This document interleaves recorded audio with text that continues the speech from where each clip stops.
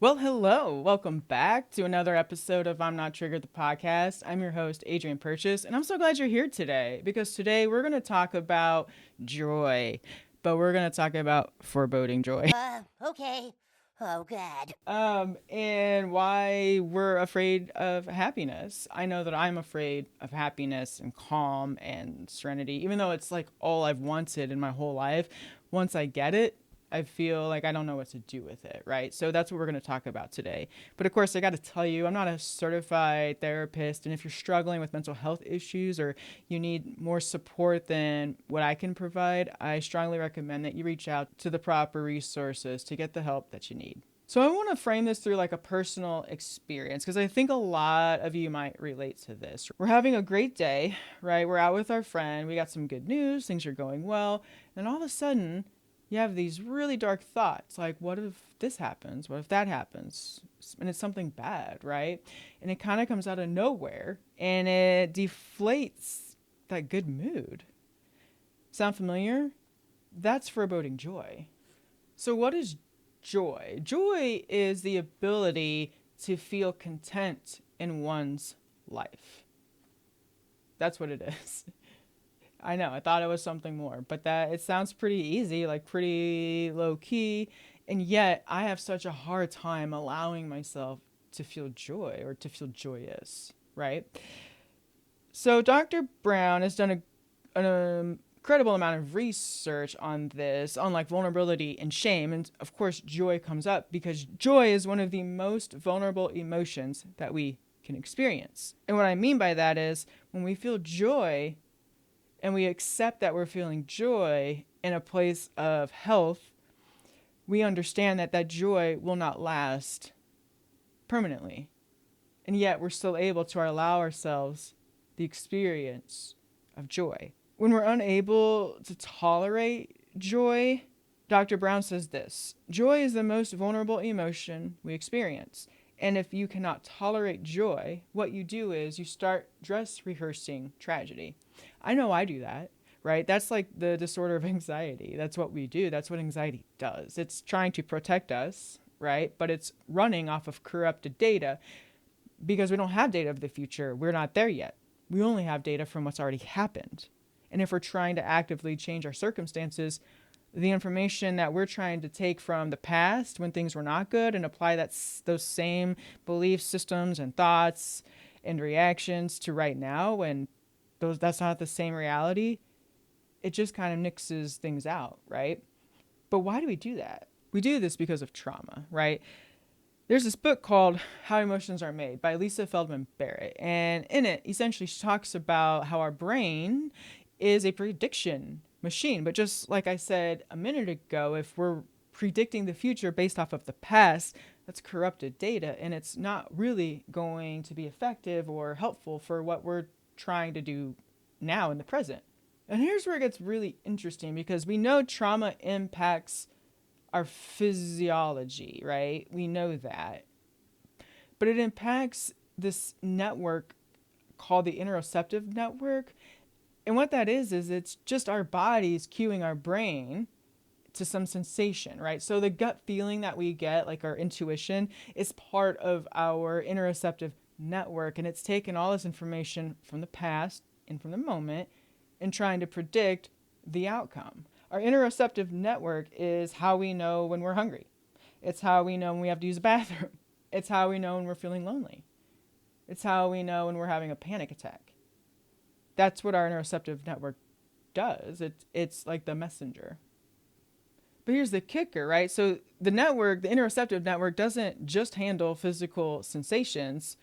It's crucial for all of our emotions. So when we're feeling anxious, you don't just think, oh, I'm anxious. You have an actual physiological manifestation of your anxiety, whatever that is. For me, it's like my heart races, I start talking faster. When I get angry, I get like a twitch in my neck that I can't help. It's actually pretty embarrassing, but I can help it. That's just what my body does. And so for those of us with trauma or PTSD or BPD, this interoceptive network can get scrambled because sometimes we'll become hypersensitive to things where other people are just like not really bothered by things.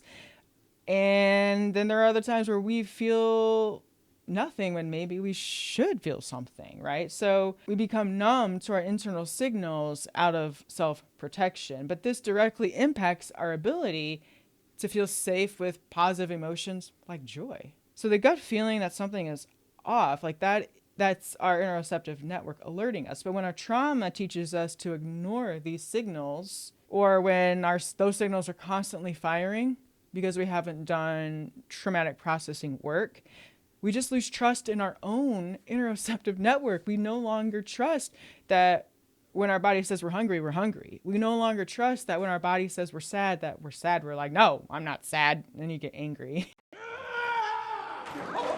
We just learn to disassociate from these signals because they haven't really been helpful in the past. Now I know this firsthand. My attachment style could be what's called fearful avoidant. Essentially, that just means that I'm simultaneously drawn to close relationships, and I'm also terrified of them enough that I love to push them away. So this kind of push and pull probably comes from my childhood, filled with instability, a lot of moving, aggression, cycles of addiction, love bombing, and then just feeling abandoned. And here's what I've noticed about myself. Uncertainty feels worse than guaranteed harm. And I think that's true in general, right, of species. The anxiety of not knowing something is so uncomfortable. I'd rather be in a knowingly bad situation, right? I'd rather have deployed to Iraq and been there than constantly thought about, 6 months from now when I'm going to my deployment. Like being there was much easier emotionally in that sense, right? And then my default response to that is usually fight because I'm not a freeze or flight kind of person. And then I just get overly aggressive and I try to control things. And the weird part is that my reaction often has nothing to do with what I actually need or want. It's just my nervous system running off of old corrupted data. So let's talk about foreboding joy specifically. So Brene Brown defines it in her book Atlas of the Heart as this paradoxical dread that clamps down on momentary joy. It's the voice that says, don't get too comfortable. This isn't going to last. And here's what's kind of crazy, right? Like, foreboding joy is not a rare thing that happens to only people with like mental health issues. It happens to everyone. Gosh, that feels kind of good to know, right? So Dr. Brown's research shows that 95% of parents experience foreboding joy with their children. What she means is when they go to tuck in their kids at night or look in on their kids at night, the parents, they see their kids sleeping and then all of a sudden this terrible thought flashes through their head. What if something bad happens to them? Right? Or your kid's not home at curfew. Oh my God, what if something bad happened? We all kind of have this feeling of like, oh, what if?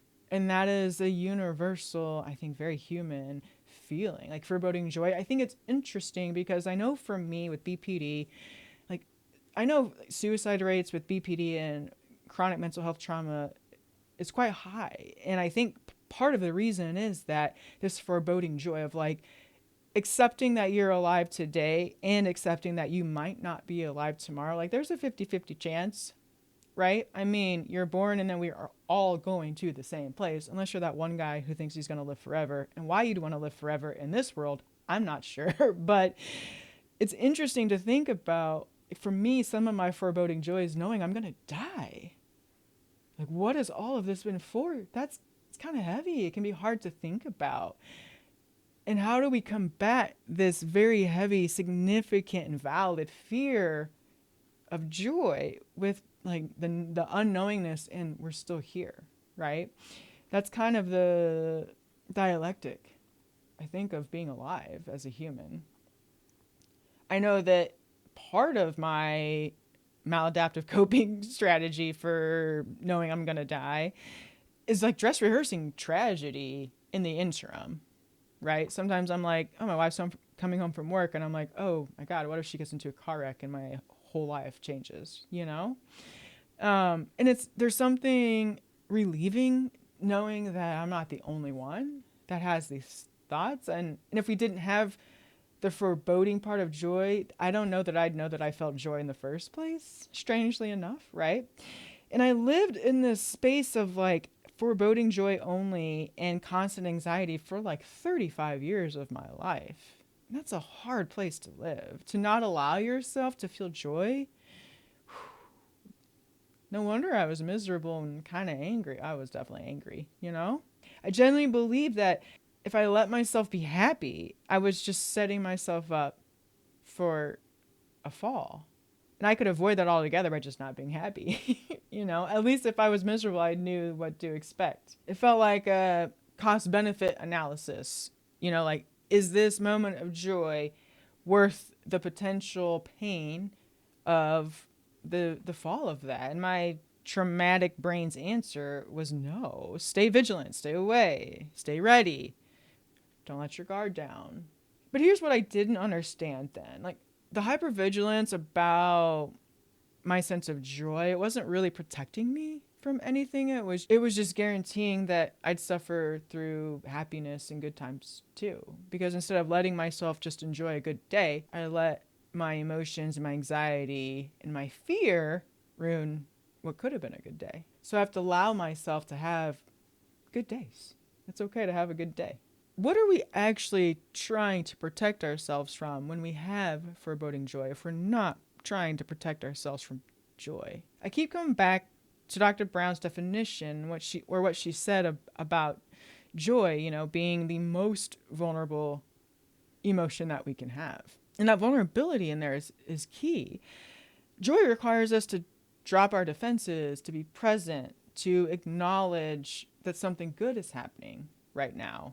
And for those of us who have learned that the good moments are dangerous, that vulnerability feels terrifying. And so here's where DBT comes in to help us, right? So in DBT, we talk about our secondary emotions, the emotions that we have about our emotion. So you might feel joy, which is the primary emotion here, right? And then immediately after feeling joy, you feel fear.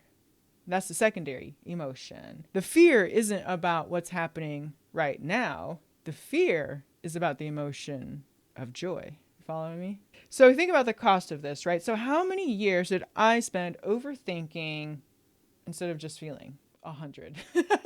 How many moments, how many days, how many hours have I wasted looking for threats instead of opportunities? Living a constant survival mode means that we're always scanning for danger. We're always looking for the worst. We're always waiting for the bad guy.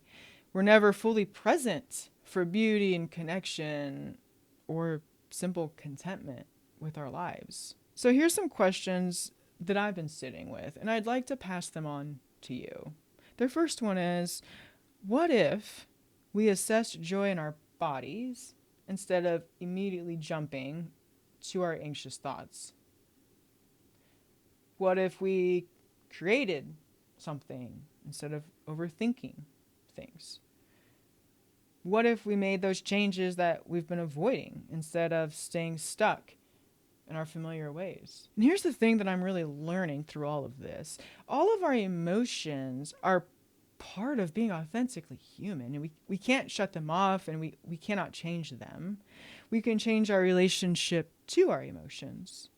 Joy does not have to come with a side of fear. Emotions themselves flow in and out like waves. None of them are permanent. And the good news is that even the painful moments and those painful emotions don't stick around forever. Now, of course, that means that joy and happiness don't last forever either, but that's not a reason to avoid them. It's a reason to be present for them while they're here, since they don't last forever. Breaking free from foreboding joy requires courage. It requires tenacity. It requires patience and compassion.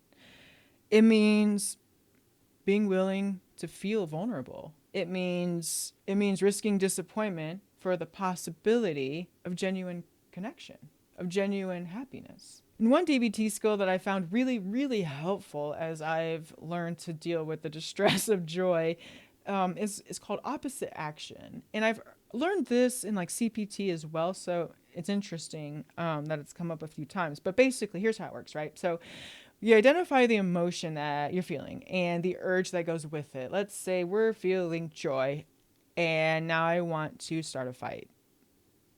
Let's say I had a great day, a great date with my partner, and now I want to start a fight.